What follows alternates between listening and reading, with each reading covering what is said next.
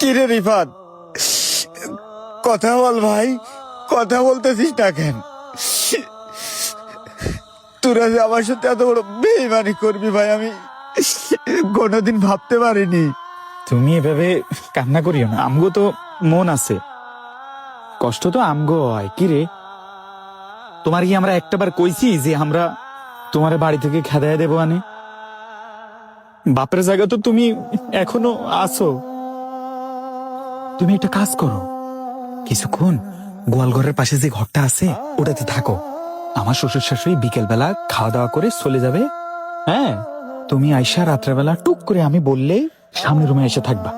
এইটুকু স্যাক্রিফাইসটা তুমি করো। হ্যাঁ, স্যাক্রিফাইস? আরে ভাই, এই তোদের জন্য আমার এই জীবনটাই স্যাক্রিফাইস করে দিলাম ওই দূর প্রবাসে, আর আজকে তোদের জন্য আমি এইটুক স্যাক্রিফাইস করতে পারবো না? তোদের জন্য আমি সবকিছু স্যাক্রিফাইস করবো ভাই। এই এত বড় বাড়ি তোদের জন্যই তো করছি, তোরাই তো থাকবি। তোর শ্বশুর শাশুড়ি আসছে, তাদেরকে নিয়েই থাক। আমি থাকতে চাই না ভাই, আমি তার আসবই না এখানে। এই সব কিছু আমি তোদেরকে দিয়ে গেলাম। আর এই যে এইটার ভিতরে তোরা যা যা চাইছিস সব কিছুই আছে। আলামিনের আইফোন আছে, তুই যা যা চাইছিলি সব কিছুই আছে। আর ভাবছিলাম আমি দেশে এসে আমাদের বোনটারে নিজ হাতে বিয়ে দিব। ওর জন্য গয়না আছে, আর লাল বেনারসি শাড়িও আছে। তোদের সবার জন্য সবকিছু আছে, দে, রেখে দে।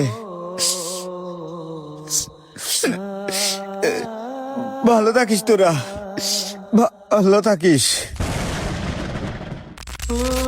প্রবাস জীবন, জানি না আজকের এই গল্পটা কারোর জীবনের সাথে মিলে যাবে কিনা। বিশ্বাস করুন, প্রবাসীরা ওই দূর প্রবাস থেকে শুধু টাকা পাঠায় না, তারা পাঠায় ঘামের গন্ধ, অগণিত রাত জেগে থাকার পরিশ্রম। কিন্তু এই প্রবাসীদের কষ্ট আর পরিশ্রমের দাম আমরা কখনোই দিতে পারি না। এমন হাজারো ব্যথা বুকে নিয়ে হাসি মুখেই বেঁচে আছে হাজারো প্রবাসী। অন্তরের অন্তঃস্থল থেকে দোয়া রইল, ভালো থাকুক সকল প্রবাসী।